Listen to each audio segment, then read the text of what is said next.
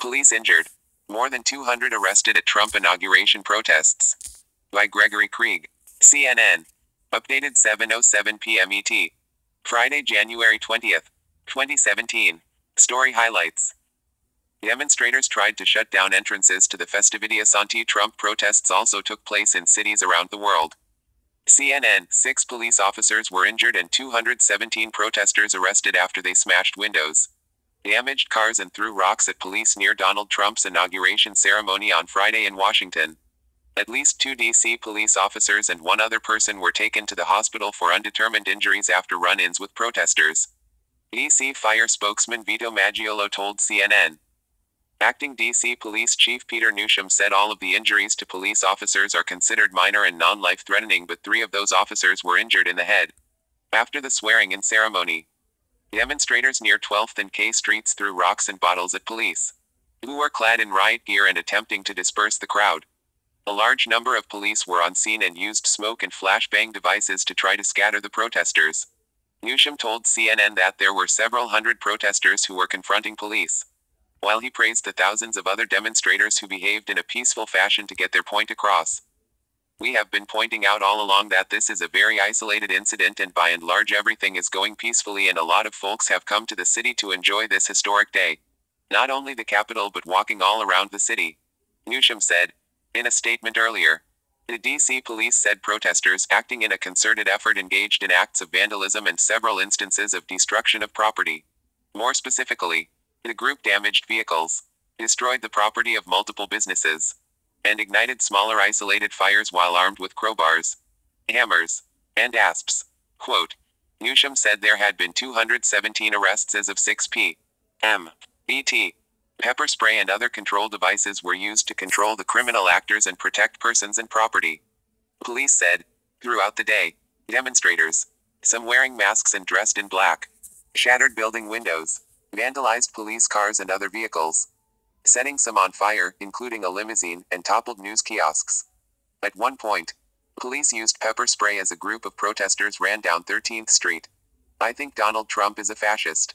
And it's very easy for people, especially people who are in pain, to slip into fascism, said protester Lysandra Reed Powell, a 20-year-old student from New Mexico. Ashley Link, 37, said she was frustrated by the violence of some demonstrators but understood why it was happening. I'm all about peaceful protesting, practicing nonviolence, but at the same time, I understand why people are so frustrated. She said, they are so upset about so many things in our country right now that to make a poster, there's not a poster big enough to cover all the things that people are frustrated about. Quote, at one checkpoint, about 50 protesters sat down in the street in an attempt to block Trump supporters from entering a secure area to watch the swearing-in ceremony and speech. Not far away, a group of immigration backers staged a pop-up protest near another checkpoint. We're here to take a stand against the ideas that Trump spouted throughout the course of this campaign: sexism, Islamophobia, his bigotry and nationalism, said protester Jed Holtz, from New York City, in a series of coordinated demonstrations designed to cut off spectator access.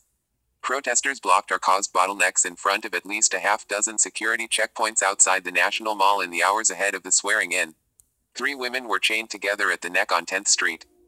And more than 150 demonstrators organized by the Disrupt J20 coalition surrounded an entrance near the Canadian Embassy. This checkpoint is closed, they chanted, forcing Trump supporters to turn back and walk along Indiana Avenue in search of a clearer path. As Trump was being sworn in, a half-dozen protesters, each wearing a letter of the word resist, stood up from just behind the VIP area and began to recite the preamble of the U.S. Constitution as Trump recited the oath of office.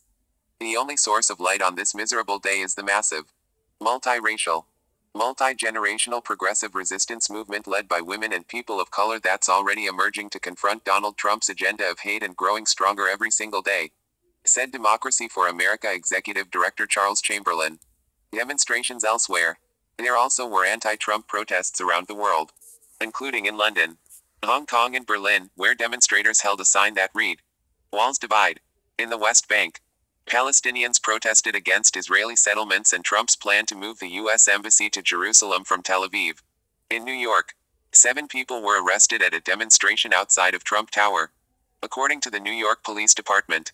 On Thursday night in Washington, protesters gathered on 14th Street outside the National Press Club to demonstrate against Deplorable, an event organized by some of Trump's most fervent supporters.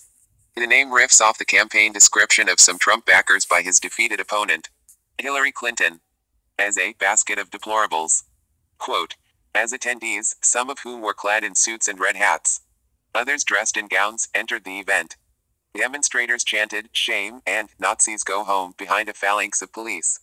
Some held signs that read, "No alt-right" and "No Nazi USA." Quote, the Women's March gets ready for prime time. On Saturday, the Women's March on Washington could attract 250,000 participants. Organizers said, "We're really trying to set a tone of resistance for the coming years."